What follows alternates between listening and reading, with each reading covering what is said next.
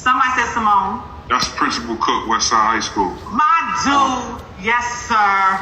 Good evening, everyone. So I have a business school for the two Ryans, and your podcast sounds amazing. I would love when you guys get the audio or either the visual. I would love to share it with my kids at the school. And right now, courtesy of Uncle Lays, Dennis B. McKeezy, and Big Dame Dash, we got one of the best studios with a podcast room coming very soon. So even if you guys want to come across that water and come to Jersey and film one of your podcasts, we'll love to feature you guys there. So yeah, Agua, that's what I was trying. I was going to reach out to you.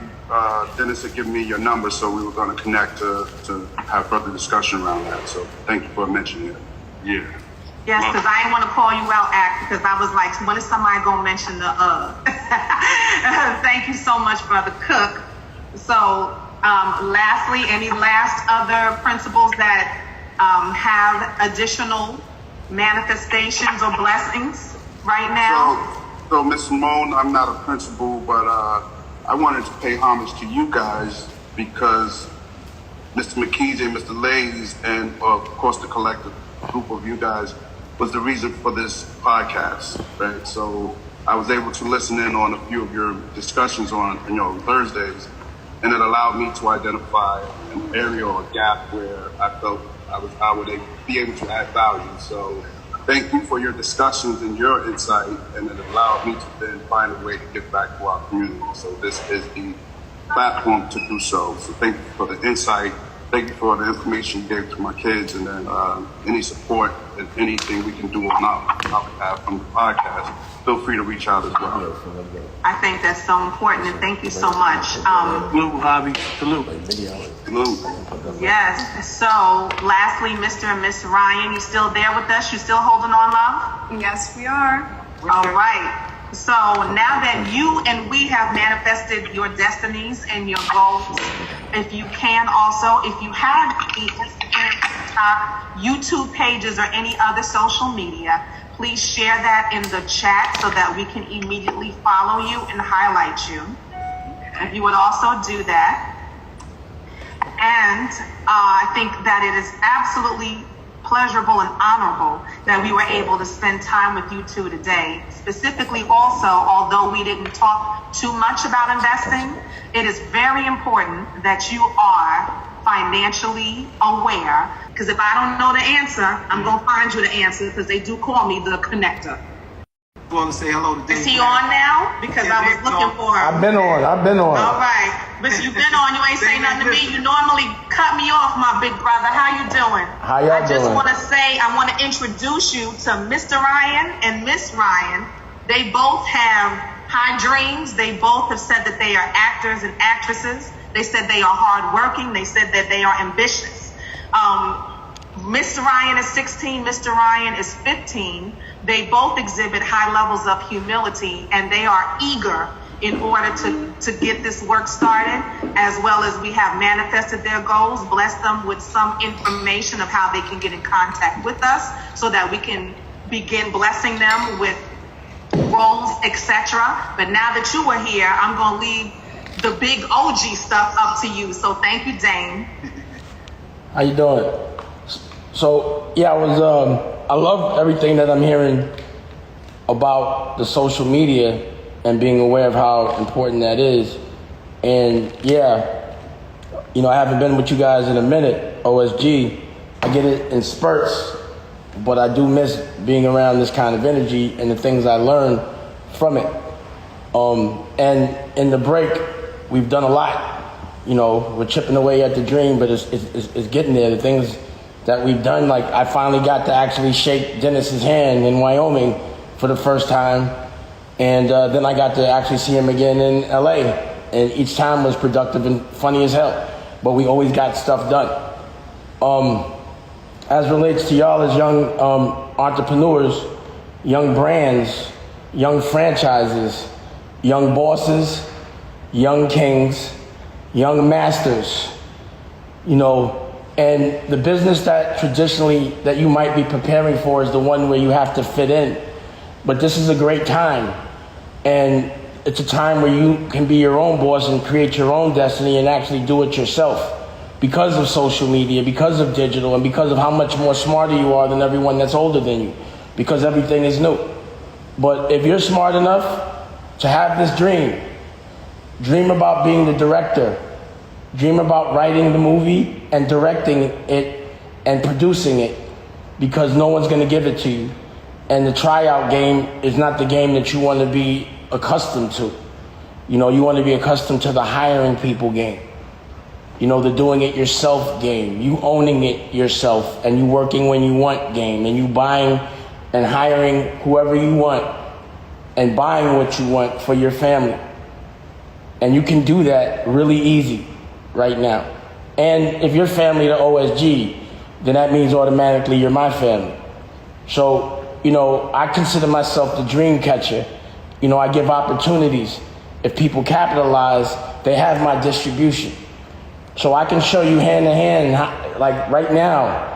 Because the reason why I was a little late was because I was just having a conversation with my DP who thinks he's doing production so he could do the skim. And, you know, I'm looking at my inventory and I'm like, yo, I own everything that you're trying to get me to rent. Why? And then I looked at the budget and I was able to break it down and say, I don't need this, I don't need that. Why do I need this? It actually took $10,000 a day off my budget just now, just because I paid attention, and I know, and if I didn't, he would have been robbing me. I even know his agenda. I'm like, yo, I'm independent. How you gonna try to charge me like I'm corporate? And we've been working. This is the talk you're gonna have, because people will always try to take, especially to those that always giving. So understand this, I will teach you the craft. And when you make something, I will make sure it's distributed, I'll make sure it's seen, I'll make sure it gets the cosign. And it's easy from here. You know, I consider myself the plug for your dreams, if you really want it. And you can ask Dennis, every person, like not everyone has taken advantage of that. But the people that have, I've spoken to them, young DJ, every week. We follow through. And he's actually made something out of nothing. He made his own movie, and he's going hand to hand in the middle of COVID making the movie, and now he's out pitching the DVDs, and he's making money. And I'm gonna put it on my platform. The same platform that's right next to Kanye's, you know? So again, it's great that you guys wanna learn, because most people don't even wanna learn. So make sure you give yourself kudos for that. But understand that because you learned it so young, you're about to be a teacher. You know, get prepared for that. And have that confidence to know you could do it yourself. Because I did it myself, I'm first generation. It's not that difficult when you really look at it. But the give me game, I don't like. I like to be able to say, yo, I did this, I sell this, and then you could, you like it or not, it's done. My dreams have come true. And I usually profit from that. And big shout out to everybody on OSG. I missed y'all. I missed y'all yelling at me and giving me a hard time. I appreciate it. No doubt, Dame. Well, I can continue yelling at you if you would like. I don't mind. We got the babies here today. We want to make sure that we are in excellence for them. So I just want to say thank you just for speaking with us. I'm just doing a quick time check and being respectful of everybody's time, as well as sending it back over to the real moderator host, just in case if he has any final words for the both of you, as well as any of us, with regards to being supportive of Mr. Ryan and Miss Ryan. So thank you for putting me on the spot as usual, D, and thank you so much, everybody, for listening and participating. Now back to you, sir. Absolutely. Thank you, Simone. Listen, Ryan and Ryan, I had a conversation with y'all a week ago, right? And did I not tell you all many of the things that you heard today? Yes, you did. I'm like, and could you all imagine that these are principals in the room with you? Like, these are principals. These are not, because most of us don't see it. And that was one of the things that Dame has always said, is that he's never seen principals that have swag, that have fun, educators who have fun and have a good time and just really understand young people. And that's my biggest thing here with OSG. It's always going to be about the kids. I don't care what anybody says. I don't care who's in the room. The moment it stops being about kids, it's going to stop being, there's no need for them being on here. All right? So I'm glad you all came on. Feel free to stick around for a few more minutes, but I I obviously got a chance to see how impressive you all are a week ago, and now everybody else gets to see it. So keep up the fantastic work. Keep us posted on what's going on in fundamentals. And I know that you guys are definitely moving in the right direction when it comes to entrepreneurship and reaching your goals. All right? Thank you so much for having us, and thank you for all the prayers. Pleasure. Well, you know, y'all, you know, one of the things that I wanted to discuss today is kind of in alignment to why I wanted Ryan to come on first was, you know, when we talk about, you know, one of the stressful situations that we're all embarking on right now, many of us, is reopening of schools. And one of the things that reopening the schools, why it became such an issue for me, wasn't because we were opening schools, but because of where we were opening schools at. In New York City, we clearly know that statistics show that many of the communities in which we work in are the hardest hit when it comes to COVID. And we're the ones being sent back to the building. And so what I did want to do really, really quick, it's a quick 4-minute video to kind of break the monotony of the conversation. But I wanted to actually listen and watch how things were in April and tell me where we are now and ask the question, and I'll ask the young people this question too, whether or not we are really in a position to open up schools. All right, so just give me a minute to just share the screen with you. Just a quick video that I want us to look into. I want you to think about what they're asking you. What are they asking you to do in September? Because these young people depend on us. But I also think that we got to use some intelligence, because some of the things that we are going to hear today are things that basically they told us was a problem back in April. And as long as as long as I've been watching and keeping abreast of what's going on with this information when it comes to COVID, at the end of the day, the things aren't getting better in our communities. They may be getting better in New York City, but they're not getting better in our communities. So let's just take a quick moment, just a little bit more than 4 minutes. I just want you to just listen, and I want to have a discussion thereafter. Those numbers take your breath away. They really do.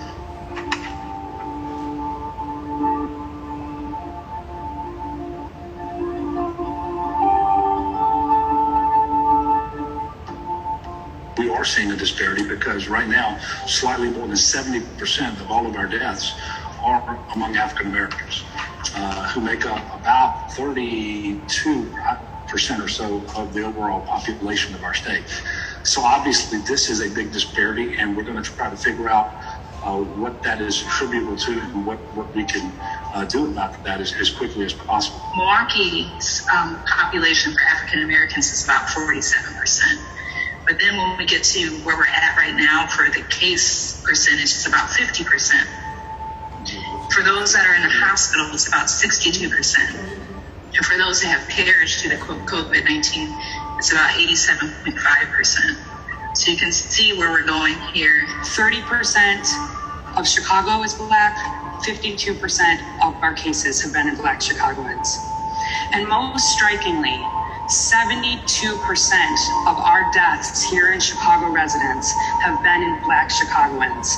Though again, Black Chicagoans just make up 30% of the city's population. This is a call to action moment for all of us.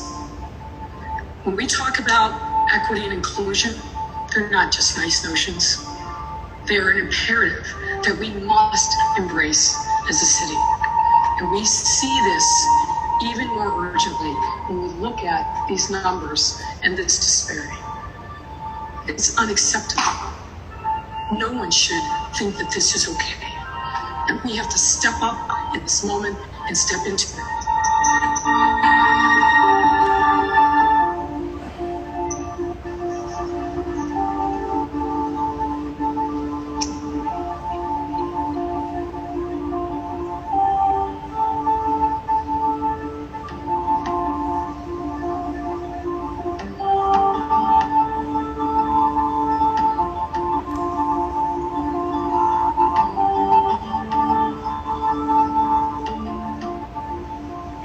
This disease is affecting people disproportionately in lower income communities in communities that have had more health problems historically, and in communities of color.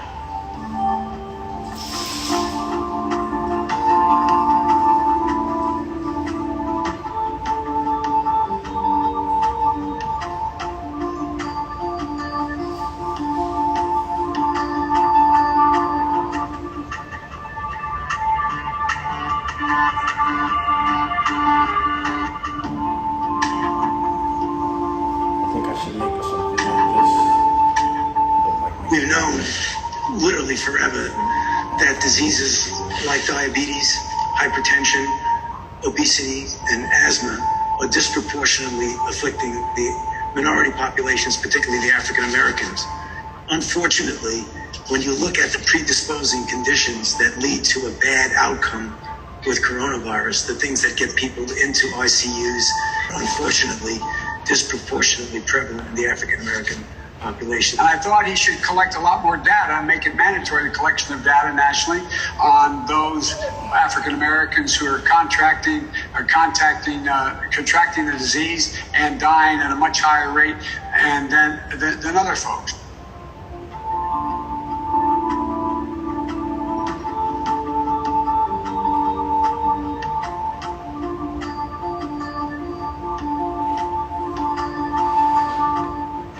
Some underlying health conditions and disparities are part of the issue here. But I mean, we heard Congressman Cedric Richmond say as well that this is rooted in years of systemic racism. Aren't there other forces at work here? Well, that's rhetoric, and it may be. Whatever position, I'm looking at science. You're saying that's just rhetoric? Fundamentally, the community conditions, the holes in our social safety net, differing economic, educational opportunities, and fundamentally the systemic and institutional racism that have driven these inequities over the years, we are now seeing play out in our COVID data. And they want to send y'all back to school. They want to send the principals that we love back to school to deal with conditions that we see have not improved. That basically since April, you watched the same Mayor de Blasio, say to you guys back in April that blacks in particular are disproportionately dealing with COVID-19. But yet and still, you guys need to go back into the school. A couple of weeks ago, those of you principals in the room know about this, but you know, when a District 13 principals got together and wrote the letter to both the chancellor and the mayor, it got some people's attention. Then most recently, I think it was District 15 that did something similar. You know, my question to the people in this room, especially my black principals, is what will it take? What will it take for us to collectively in District 17, 19, 27, you know, some of the districts that are predominantly African American, what is it going to take for us to step up and say, this should not take place? What do we need to do to make sure that the world understands that we value our people equally as much? And look, I understand people are struggling with making those decisions because everybody doesn't want to be on the front line. Everybody doesn't want to be the face of opposition. But when I think about the Ryans and the Ryans of the world, they don't stand a chance if we don't step up and speak on their behalf. If principals in black communities aren't stepping up and saying, this is not right. It doesn't make sense. So the question I have for the people in the room is, why? What exactly is preventing us from saying collectively now, not as an individual, not on, not in closed rooms with other people, what is preventing us from collectively letting the world know that you're sending our black kids back into these conditions, our black principals back into these conditions, our teachers back into these conditions, and we already know what the outcome is going to be, is that people are going to get sick.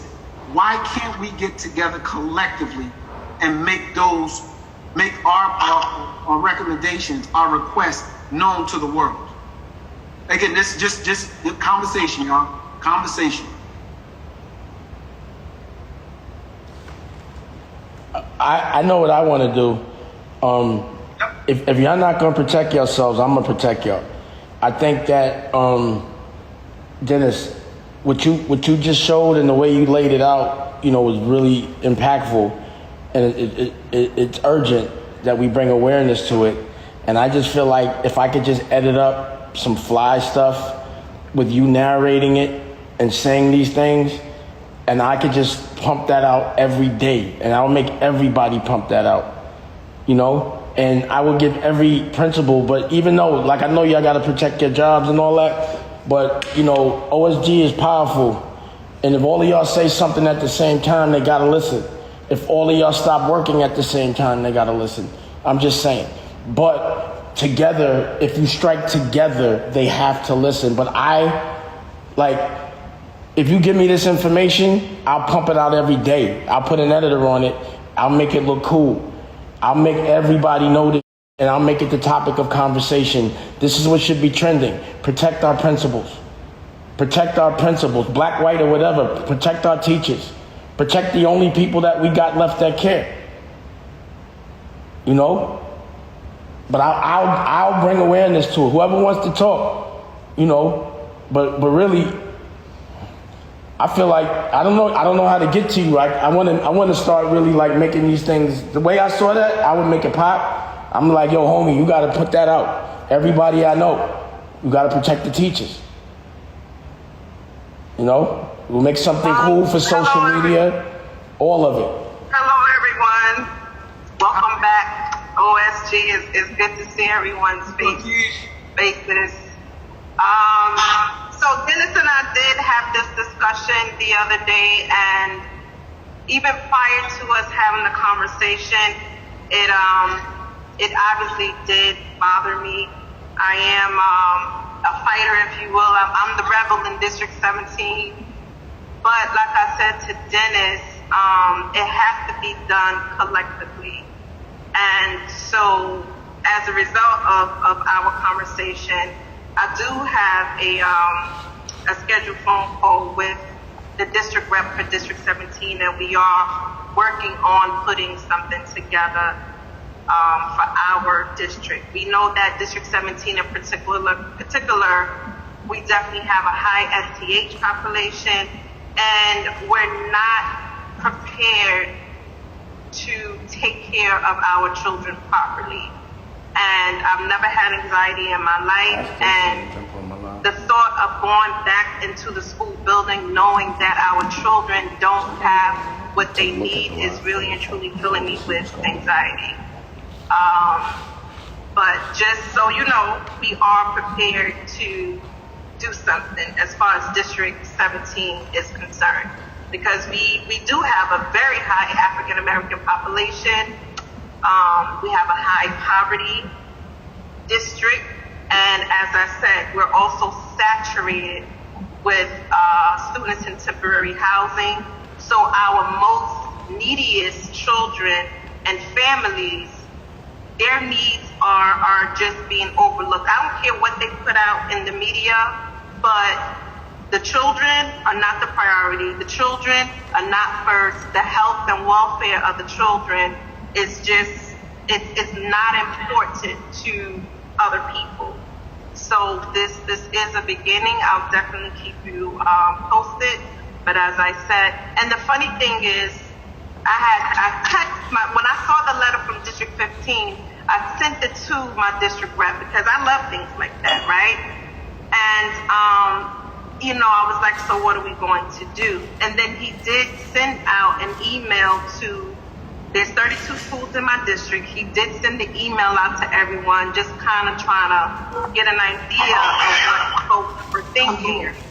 And so I called him this morning to say, okay, so what's the next step? And he said I was the only principal out of 32 principals that called him. But nevertheless, he does have the CEC for District 17 on board, because they reached out to him as well, because they want to represent the parents, and collectively they want to do something. So just the fact that he had at least one person on board, which was me, he was like, okay, listen, let's talk later on. Let's draft something, and we're just going to send it out to everyone. and everyone has to sign it, and that's it. We go from there. So I will keep you posted as far as our progress is concerned. Thanks, Keish. Like, you know, that means something, because again, you and I just had that conversation a couple of days ago, and I know, you know, my struggle with this is, you know, Dame may not say it to y'all, but I had a conversation with Dame not long ago, and last week, as a matter of fact, and he was pretty shaken up by the fact that some of you all that he sees on Thursdays, and sometimes even more than that, are going back into these very difficult situations. And, you know, as he told me, he said, what would hurt him the most is if he ever heard of any of you all who's part of OSG ever getting sick or dying from this disease or from this virus. And I'm telling you that because if he doesn't tell you, I'm telling you, I've seen it in his face. And then for him to tell me, like, that's something, that means something. When somebody like Dame Dash takes what you all, you know, takes your well-being into that kind of consideration, where I think some of you are not even considering your well-being. I know you're dealing with the anxieties. I know that. But it's a problem when we realize what us going back into the building is going to be like. You know, Johnny or Rashid or Tamika or whoever else in the school who got in trouble on a regular basis, if they got into a fight, they ain't leaving their mask on. If there were kids who was having difficulty, guess what? They put their mask on. Y'all gotta run around the building and catch it. Y'all gotta run around the building and chase it. And that's just part of it. But what I'm pointing out is that we live a day-to-day that's very comprehensive. Nobody can write a book on what it is that you all do every day. But the problem that I face with that is what's going to happen when life as usual happens in your building, which is kids are going to have difficulty, parents are going to still come in your building mad and upset with you, want to fight you and stuff like that with no mask on. You're going to have teachers that are coming to school who basically feel like, you know what, I got to be at work. I got to be at work. And they basically drag themselves to work sick. These are things that you're going to have to deal with on a regular basis. Listen, I don't mind fighting and losing. I don't mind fighting the best fight and losing. But one thing that can happen is that we can't not fight. Because when I think of the Ryans and the Jaylens and the Xavier who wasn't able to join us today, when I see these young people, many of you have these same type of young people in your school. And we gotta speak up. If we're not speaking up for nobody else, let's speak up for them. Us going into the building is us setting them up for some kind of issue that is going to have a lasting effect on not only them, their families, but the community as a whole. So what I want us to think about is the reason as to why. Why are we not organizing ourselves to say this does not work? I don't believe that this is the best thing for us as people going into communities that are plagued with these type of diseases and these type of viruses. And on top of that, we know from diabetes, hypertension, obesity, all those things that are pre-existing conditions, our community suffer from those things. So what makes us think that us walking back into those buildings is a safe thing, or something that doesn't require us to stand up and speak on it? So Dennis, I think this is Tracy. Hey Tracy. Hey, I just think that there are a lot of unknown things that are not given to us, because I still grapple with the fact of going into the building, and I shared it with my superintendent. There's no way you're putting me in a building and they're telling me it's not mandated to test. How are you putting me in a building where people are walking around asymptomatic? Like, you just don't know. You want me to go into a building, and my building was riddled with it when it initially happened and closed off. My staff, parents, they all had it. And I'm just like, how am I walking into that building? How are you going to tell me to walk into my building without testing? It's unacceptable. And I shared it. We had meetings with our community leaders. Because we're in Brownsville. We have 41% riddled with the COVID virus. And we are high population students in temporary housing with all of the underlining issues that's happening in poverty. Like, we're in the center of it all, like I feel as a principal. So I do agree with the collaboration, because I'm still, how am I going in the building? My son is not going back to school. He will be 100% remote. I don't have time to be playing with his life and my life at the same time. So I agree with it, and I'm in for it. Hey, Dennis. Yes, sir. You know, as I'm hearing it, I'm thinking, I'm like, you know, you guys are teachers, you're principals. You're not soldiers. You know, y'all haven't been programmed to fight. Y'all been programmed to teach. But now you're in a situation where you now have to be like, you have to actually fear for your life. And that's scary to me. Like, I'm literally scared for you. Because you know why? In my life, I lost Aaliyah, I lost my mother. Everything that can happen happens. I always feel that pain. I always feel it. I don't want to feel it. You know, if it's like 1 out of 100 people get it, right? It's 100 principals that we be talking to. So one person is gonna get it. I send him articles. Every school that opened up next day. Why even do this? You know? And I'm thinking of, all right, I'm not gonna sit here and complain. What I'm gonna do? I'm not expecting y'all to do nothing. I'm gonna do something. You know? And even it's hip hop's responsibility, right? Like, even if it's like, if I gotta sit in the class with a kid, or I gotta get a rapper to sit in the class, meaning a viral class, they'll do it right now. You know, it's just, we gotta help each other. But I think in coming with the like, yo, we not going, here's a solution that can help. But I think, just tell me, I'll say it. I'll speak for you, I promise. And I'll get other people to speak for you. I just need to know the facts. Because y'all not programmed for this. This isn't what y'all do. You know? Y'all shouldn't have to go through this. This is like, you know, during the break, I had to call Dennis emergently to help me out in Wyoming, because a creative had things to deal with that they don't usually deal with. So they called me to deal with it. And I called Dennis. And I called the senator, and I called a bunch of other people. He let me do my thing. You know, it's just not what he does. That's not how he does it. But I'll do that work, and I'll bring awareness to it. I just need to know the facts. You know, I got my editor looking at this live right now, because I'm gonna make something very cool, and I'm gonna put it out. And it's gonna be accountability, because once you're conscious, the problem is people don't understand this problem. They're putting this one to the side. And we're not gonna let them put this to the side, because y'all the only ones that really care. Like, I've been around a lot of people. Y'all the only people that really sit around and say, how do we help the kids?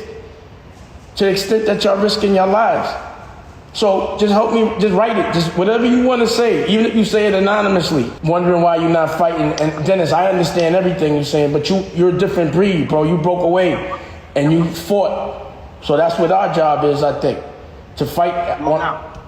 You know what I'm saying? No doubt. No doubt. And you know, Dame, I got Pastor Leo Colon in the room, who's also struggled, and he was stricken with coronavirus himself. Pastor Colon, you in the room? I am indeed. Thank you for joining us, Pastor. Good afternoon to every one of you guys, man.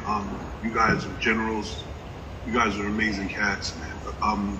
I just wanted to say, even on this topic, it seems to me that a lot of people who are making these decisions to go back into school and go back into regular life have never been impacted by this. And I think that's really interesting. And people are making decisions based on what they don't know.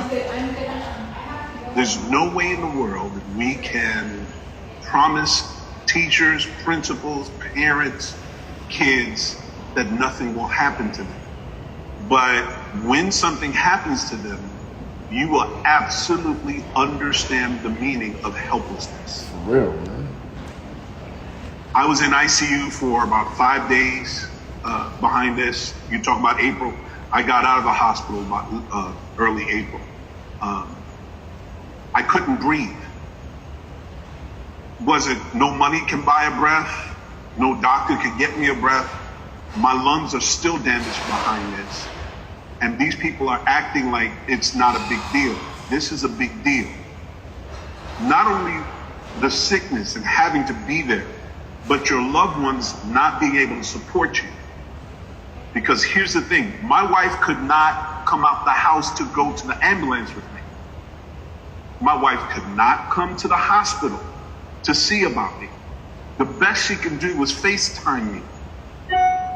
How horrible would it be for you principals to see the children that are being forced to come back to school, when they leave, there's nothing you can do. You can't go see about them. You can't go visit them. As a matter of fact, if they're in that house and come back and go to the hospital, then you can't even go to the parents' house and see them. And we're basing this on stuff we've never experienced. Now, you guys are talking about schools opening. I don't know the particulars of that. I know I'm dealing with issues of opening my church and all that kind of stuff. I'm not opening my church until we get a handle on this.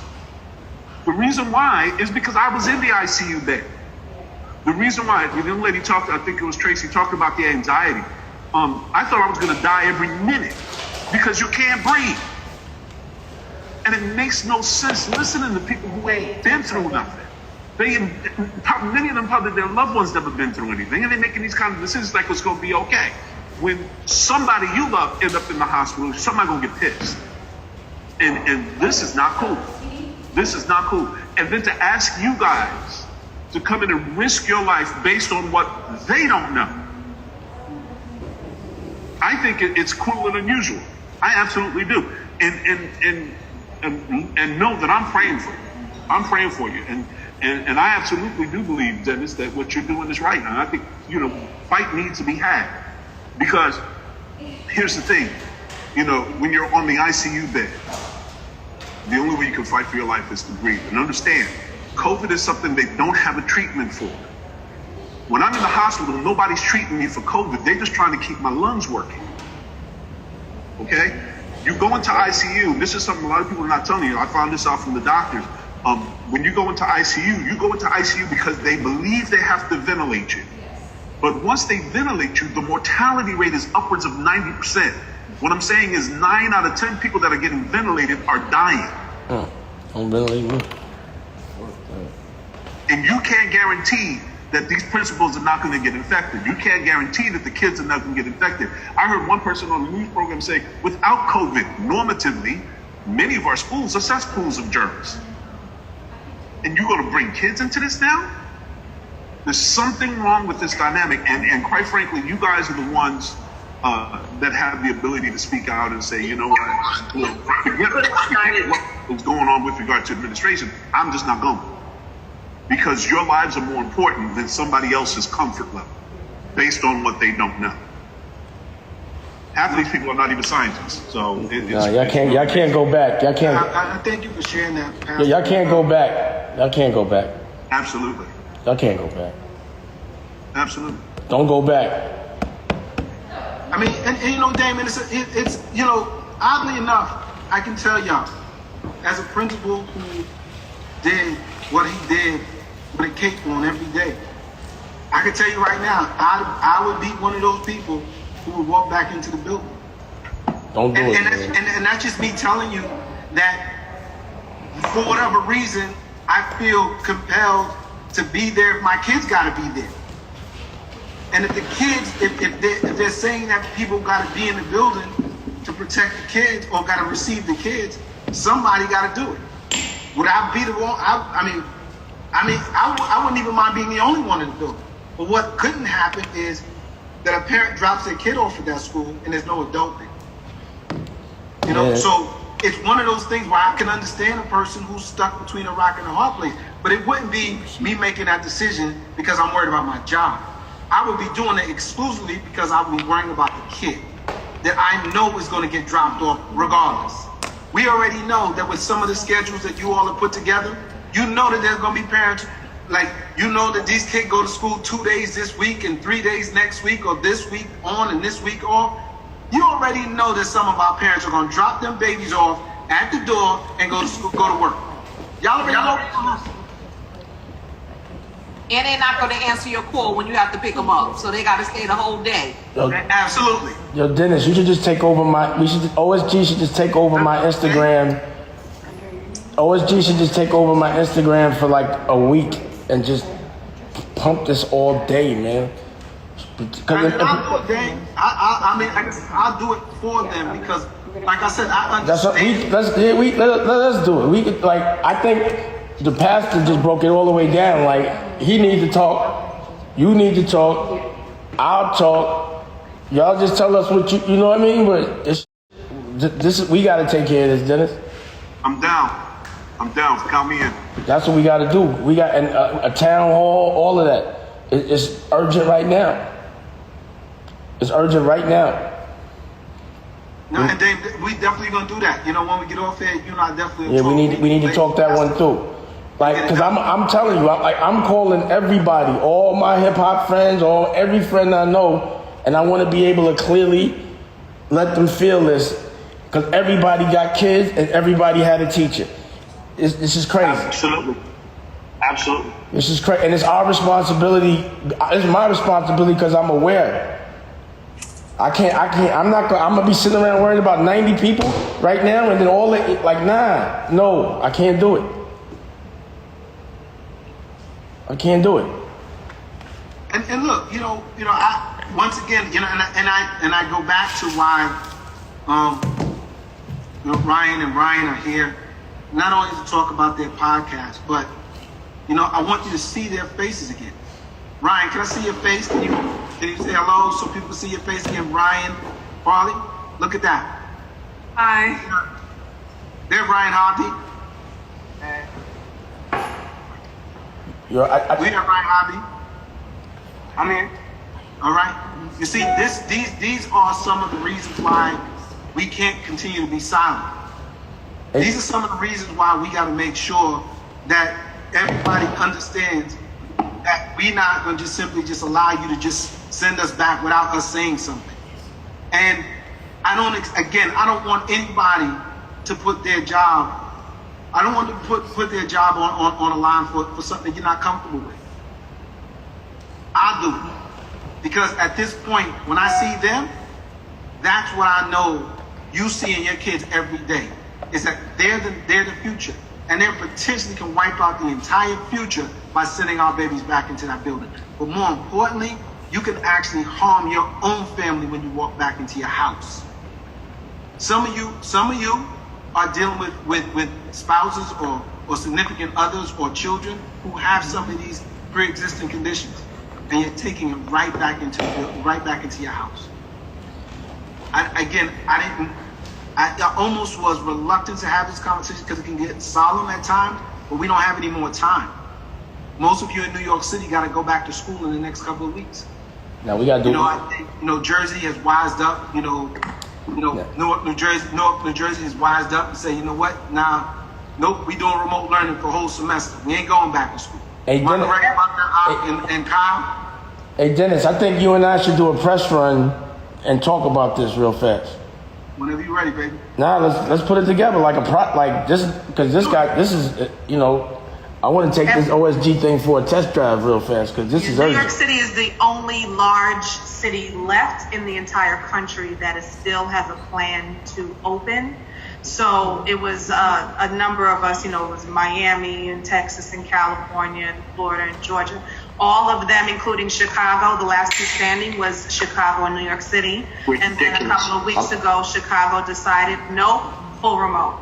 Recently, as you mentioned, New Jersey, nope, full remote. We are the only large district in the country that still has not said that we are full remote. Now, I'm going to hit Charlemagne. Every union who works for the New York City Department of Education, the Council of Supervisors and Administrators is our union as administrators, the United Federation of Teachers as the teachers union, as well as DC 37, and all of the auxiliary unions that fall under DC 37 have already written letters and requested that there be a delay of full person or blended rather in-school opening, but so far that has not happened.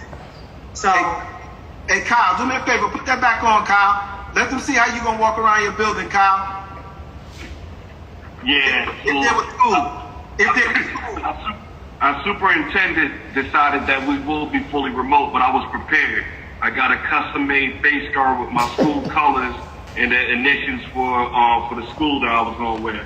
That's a gladiator helmet. Exactly. I know that's right. But, you know, we had a meeting today with Look at the helmets they got. Mr. Rampus. They got like gladiator helmets. They ready to go to war. No, he's just like, that's how I'm going to school. Face coverings, You gotta come it like a still does gladiator. not replace or take the place of the mask. So you would actually have to wear your full head covering in addition to the mask. But I'm liking that. You're gonna have to bless me with where you got that from, sir. Thank you. Hey, Constance and Jamie, your kids. What's up? I just unmuted. So, hey, family. So nice to see some of you I hadn't seen in a while. So, in my small state of South Carolina, we're not a large school district like New York and Beaufort. However, South Carolina has consistently had some of the highest COVID numbers in the country. And our governor is threatening our funds if we don't open school. And so we're doing something called Leap Week next week, where our teachers, it is voluntary, but as you know, a lot of teachers sometimes feel that if they don't do something, that they're going to have some repercussions. So I think some people feel they have to, even though it's voluntary. Who's on the phone with? They're going to be paid. They have to come into the building. Initially, they said for PD, to get ready for school. Now we have to interact with students. We have to bring students in and conduct assessments with them and work with them. That's required now. So next week, we're going to have, if they all show up, not every day, but over 5 days, we'll have 200 students at least come through our building to work with us in our school. And it does scare me. You know, obviously as a leader, I'm trying to protect my staff, but you know, I'm not God. And it is very scary to me, the idea of anyone getting sick as a result of this situation. And what are they gonna say afterwards? I'm sorry? Like, what can you do after you open that floodgate? Exactly. And my husband literally said to me last night, because I was so upset about it and he could see it, and he was like, babe, you can't let them kill you. He said, because they won't care. It'll be us that suffer. That's absolutely right. And they will kill you. And then turn around and go, well, we got to keep moving. Being in that bed is the loneliest thing. People are getting informed that their loved ones died because they can't be there.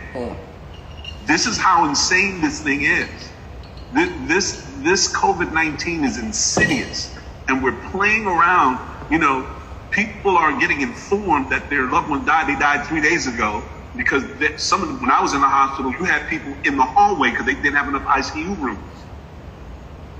So you're really going to open the school again? And I promise you, if someone dies, they're just going to inform you and get on with their life. We're going to have to suffer the repercussions of this. I have friends of mine who lost their wife and lost their husband, and the key thing they keep saying is, if I knew that was the last time I was going to see them. Are we really willing to put our children, if I knew that was the last time I was going to see my baby boy, my baby girl? And that's a mistake you cannot take back. You cannot, I don't care what kind of believer in God you are, you cannot bring time back. And that comes from a pastor, y'all. That's coming from a pastor. And Pastor Cologne, I'm always blessed to have you, join us, because you bring it from so many different perspectives, But the one thing I appreciate most about you is you keep it real. And you already know that God ain't gonna be the one to tell us to go back in that school. If we go because we want to go, or because we think we should go. We have people in the church who are acting really silly, talking about God didn't give you a spirit of fear; He gave you common sense. Even in the scriptures, Noah stayed his behind in the ark until it was time to go. He had faith and he stayed his behind in the ark. We are being asked to act as if it's not raining out there. And that's the problem with us. You know, we don't want a prophet that tells us to prepare. We want a prophet that tells us it's not raining. And that's what some of these mayors are doing. True. That's really what these mayors are doing. They're trying to tell you it's not raining out there. But a whole lot of us are wet. And you know, I'm serious. This kind of stuff is the kind of thing where foolishness is disguised and articulated in such a way that it seems like pragmatism. But you know, these people are what we used to call in Brooklyn a new fool. If you think that we're gonna go out there and let you spit on our face and tell me it's raining, when we know there's a thunderstorm going on out there. Right. Stay your behind. You being nice, Pastor. They saying they pissing on us and then telling us it's raining. That's what I'm saying. You saying it the nice way. I'm saying the way we say it in Brooklyn. You can't piss on us and tell us that it's raining. Thank you. And here's another thing that I want to speak on, right? In terms of sending us back into the building, that this whole conversation of equity, you notice, has gone away. It, you know, was this equity meeting, that equity meeting, we got to make sure we have equity. All of that talk has gone away. Why? Because if you want to make sure that there's equity, you got to put funding behind equity, right? And so even thinking about sending us back into the school building requires that we're prepared to handle the trauma that our children have faced, right? I'm a principal. I'm not a mental health specialist. So you could send me to a workshop or two, but that doesn't make me credible and to deal with the ramifications of this global pandemic that we know our children are faced. So we're talking about the civil unrest, you know, people protesting all over the world. Well, guess what? Not only do black and brown grown men have to deal with NYPD and whatever state you're in, but guess where the other racist people are? And I'm going to say it, in the school system as well. So we're going to have black and brown children in school dealing with trauma, right? Dealing with the whole concept of you're in school, but it's almost like you're in jail because you can't do anything, can't socialize, this, that, and the other, right? And people are not going to know how to handle our children and treat them with love and care and kindness and all of that kind of stuff. And that's just real talk. That's real talk. So I'm also afraid for our children and thinking about suspension rates, wanting to kick children out, just people not being there for our children the way that we know that they're going to require us to be there for them. And Keisha, let me say something, right? So on my phone just now, so I got an alert from ESPN, right? That they just postponed the Mets and the Yankees game. Mets and the Yankees game because of positive coronavirus tests. You're going to cancel a baseball game where no fans are in the first place. There's no fans in the stadium. You're going to do it just because you got two teams of athletes that are going to be there playing a game. You postpone that. But we're willing to say, let's send the kids back. Tell me where the logic is on all of that. Tell me that not everybody. That's foul. That's foul. Say one That's thing, foul. real quick. You guys are not triage specialists. This is not MASH. You're not medical specialists. You're principals. They're giving you a medical problem that you have to deal with, and it's not that you're not equipped with that problem. This is why you can't go. You're not equipped with that problem. You're not medical specialists. You're not doctors. You're not nurses. You're principals, and you don't have the equipment, nor you don't have the pay grade to deal with a medical emergency. And this is not an education emergency. This is a medical emergency. Lays, we got work to do, bro. They let us do. Get Annie up. Go get that music, and let all of us. Let them relax. Let us do this.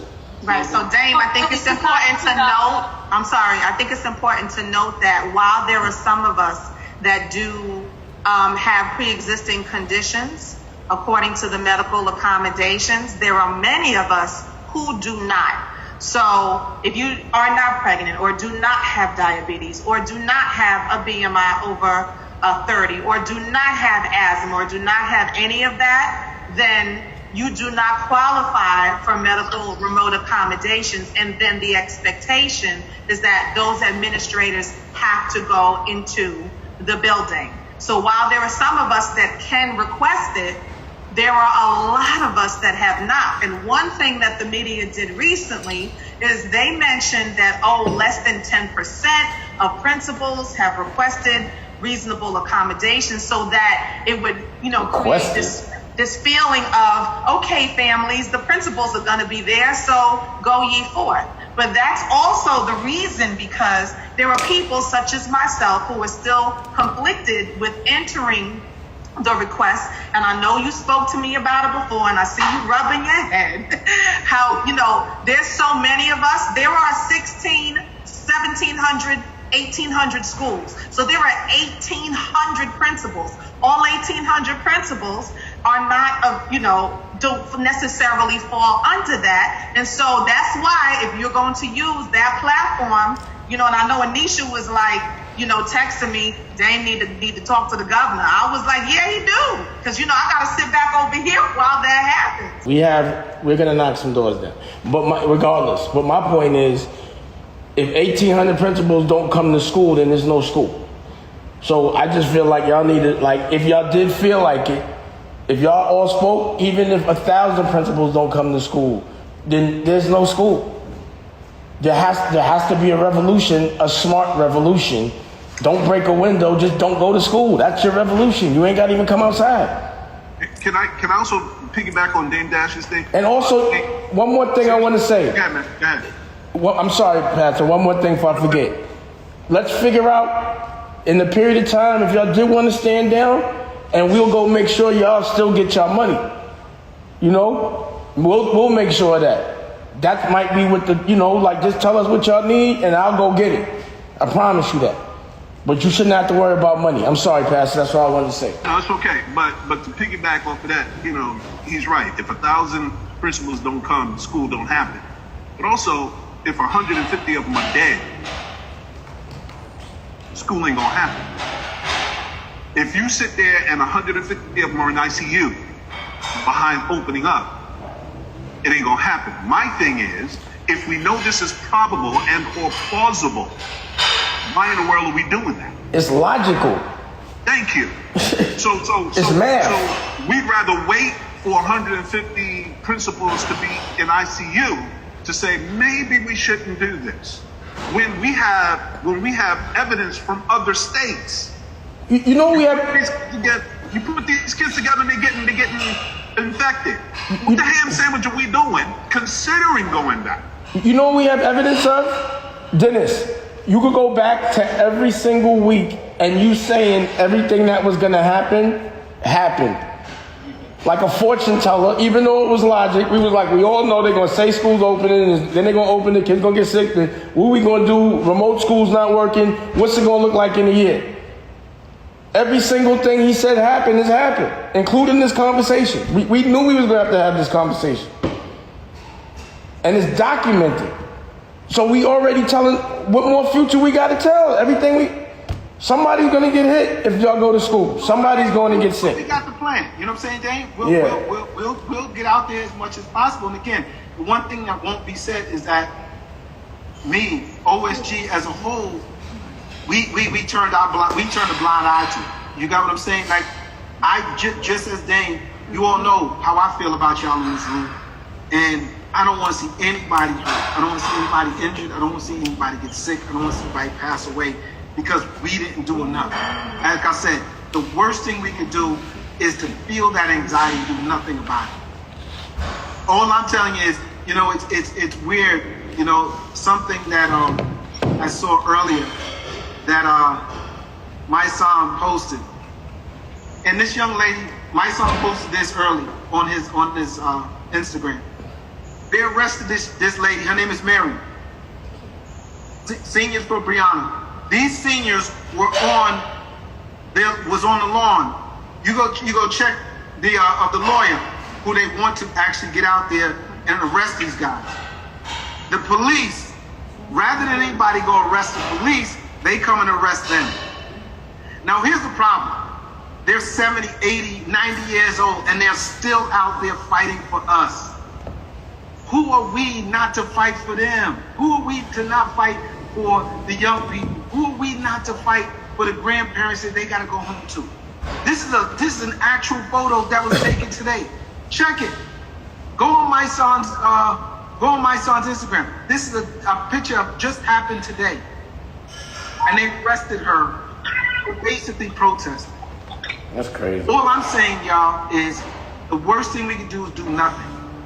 We can continue to post, arrest Breonna's, the killers of Breonna Taylor. We can keep doing that. We can keep talking about how dangerous it is to go back into the schools, or we can do something about it. And like I said, I know some of the feelings that some of you are going through, some of the anxieties and some of the apprehensions. That's why Dame is saying, you know what, D, let's do what we got to do.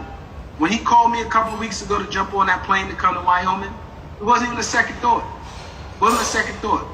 You know why? Because I knew something needed to be done as it relates to Kanye. Period. And Dame has continued to say, as long as OSG is part of my family, there's nothing that y'all are going to need that I won't provide for y'all, that I won't give you support with. So the reason why I want you all to see this is because, again, I want you all to see the Ryans and the Jaylens and the Xaviers and understand why I'm fighting this fight. So I don't want to belabor the point, but what I am saying is I have an OSG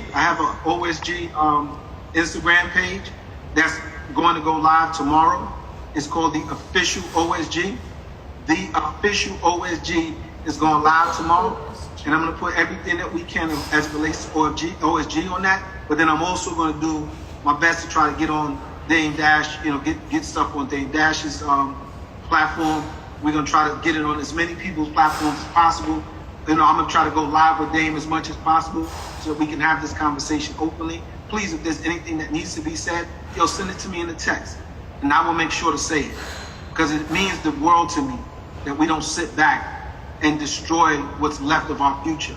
I want to see Ryans and Jaylens and Xaviers. I want to see them in the positions that we're in right now.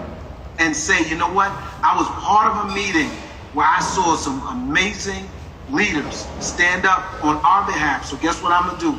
I'm going to stand up on behalf of the people that I'm responsible for. So I definitely, I feel your thing. Let's just get to work, bro. You already know what we got to do. Yeah. I'm going to say one more thing, and I'm done with it. I can't hear you, Dane. I'm gonna just say one more thing, and I'm done with it. When Aaliyah got on that plane, I told her don't get on that plane.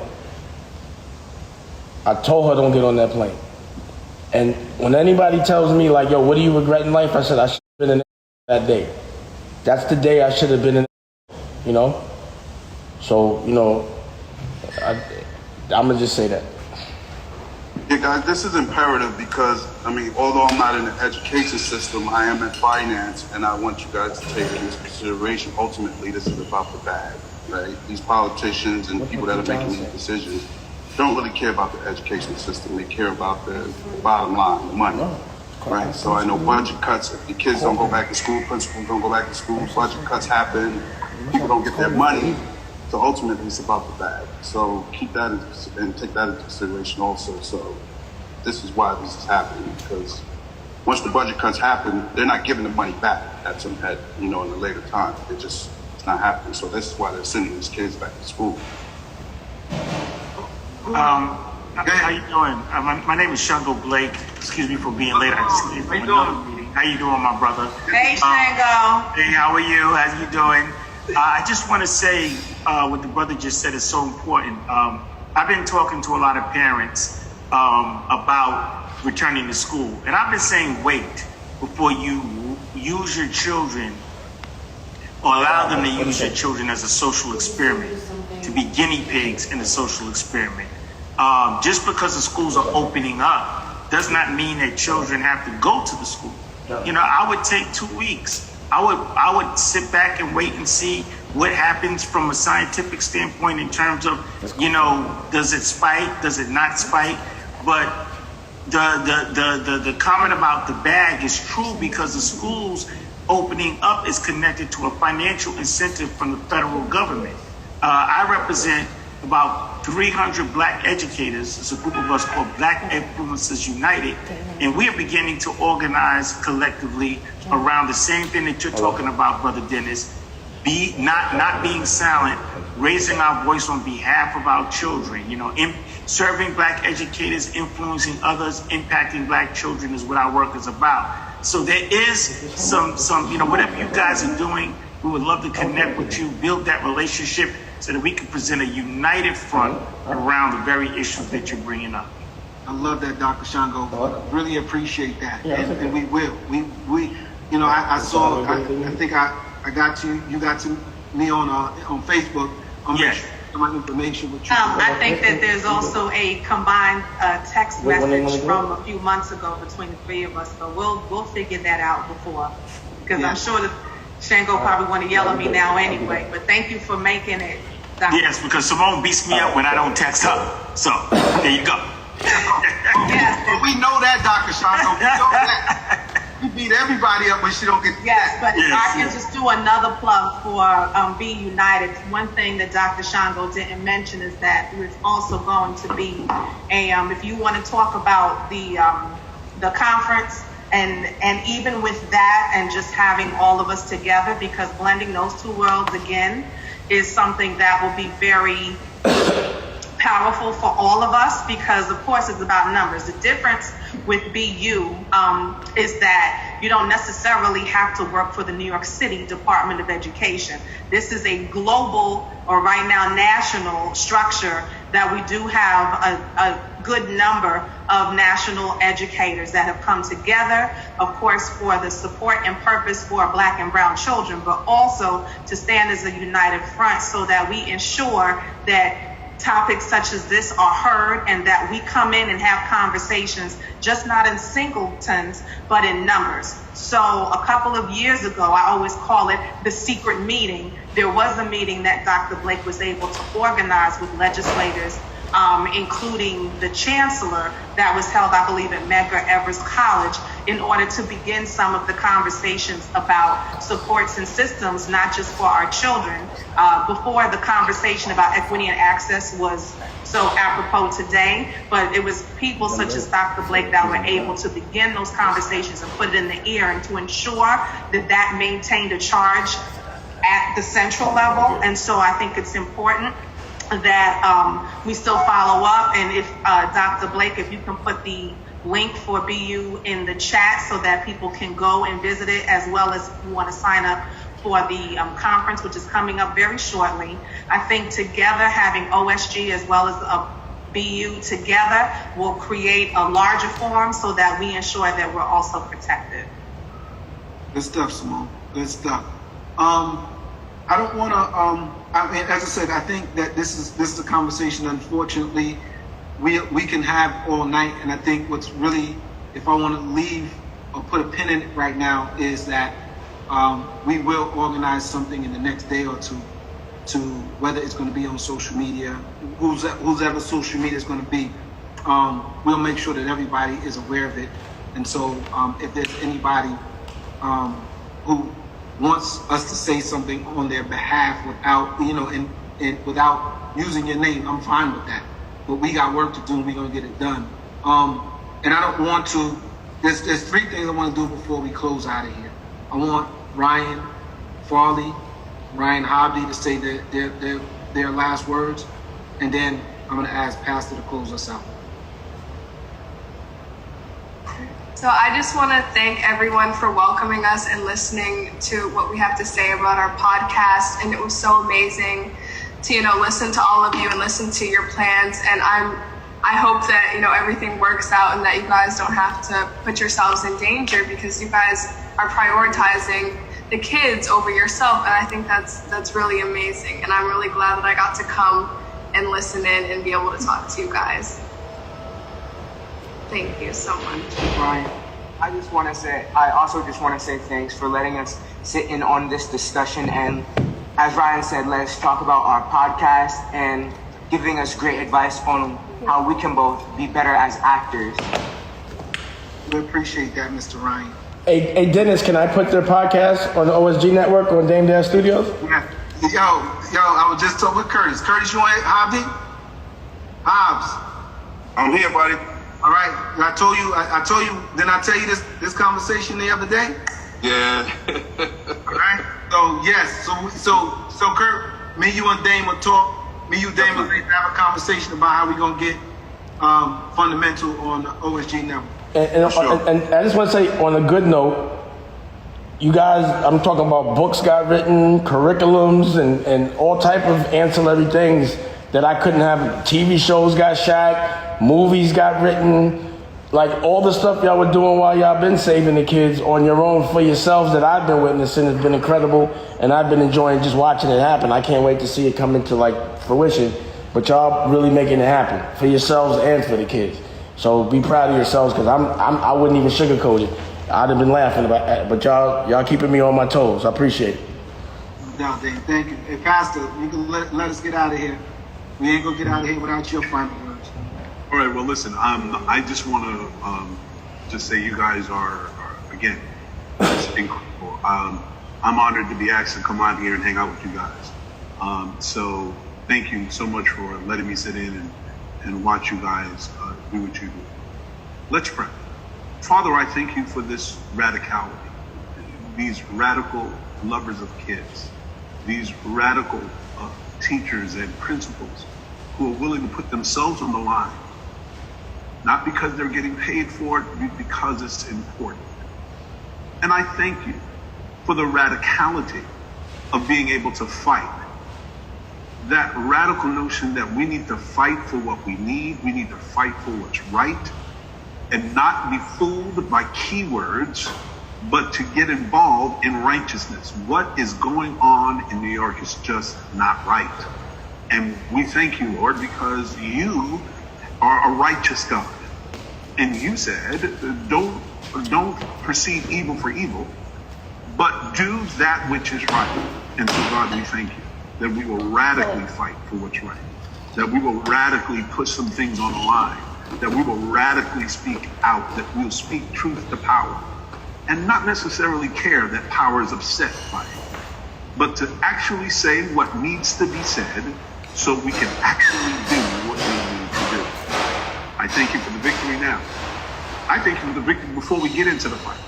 I thank you, Lord, that in this moment, you're basically telling us that you're going to give these jurisdictions over to us, that you're going to give this fight and put this fight in our hands, so much so that we know that we can go in there and boldly say, this is what we want, this is what we expect, and this is what we're going to have. And so we thank you. Thank you for the win. Thank you for the purpose. Thank you for the radicality of going out and doing what it is that we need to do. And I thank you for all these people who love children, these people who will educate children, and these people who will put their lives on the line. In Jesus' name, I thank you. Amen. Thanks, Pastor. Amen. Thank y'all again for coming through. It was only right that we started off with the Ryans and the Jalens, and then let them understand what we're fighting for every time we log on here on Thursdays. And so I'm just asking that you all continue to to do and to think that this is how you solve problems, Ryan and Ryan. That you don't talk about it, you put it out there and you get something done. You start working. And that's what we're going to start doing on your behalf. So we thank y'all for coming on, and we are really proud of you too. Really proud of you guys and Jalen. Really proud of you all.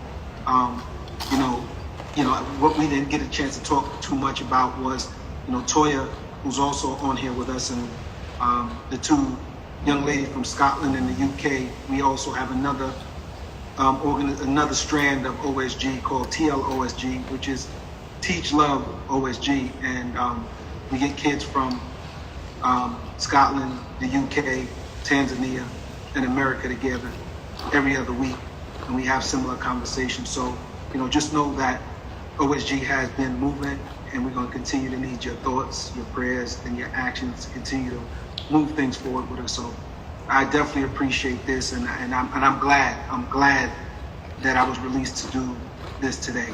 So bring somebody next week. We'll unpack this place out next Thursday as well. So do that. I appreciate that. Anisha, you here? Anisha? Hi. We know you didn't get to say much, but thank you for coming. I know you had a big day today, so thank you for coming. No, I'm happy to be here. Let's do it. I love that blazer. I got a khaki blazer just like that. Yo,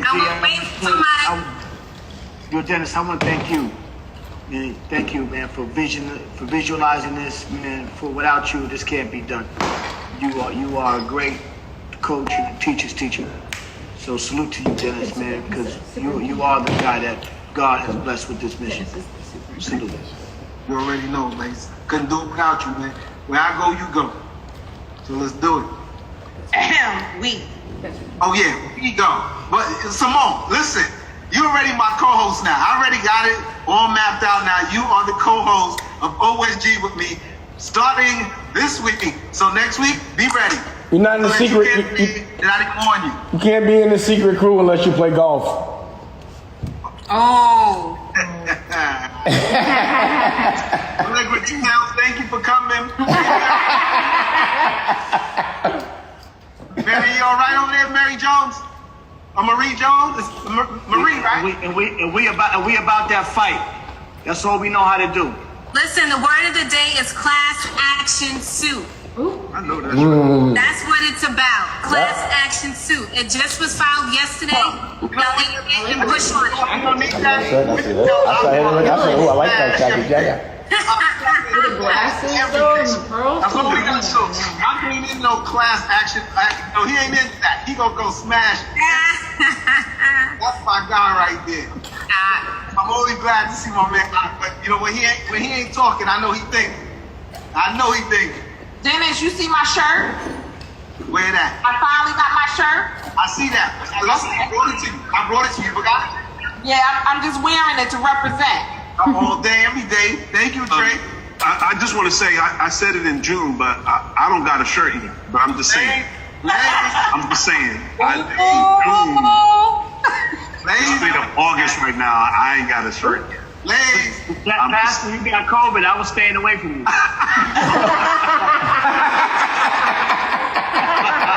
got to mail me one or something. Yeah, we'll take care of that. That was good. They might be passing like that. Damn. Danielle, thank you.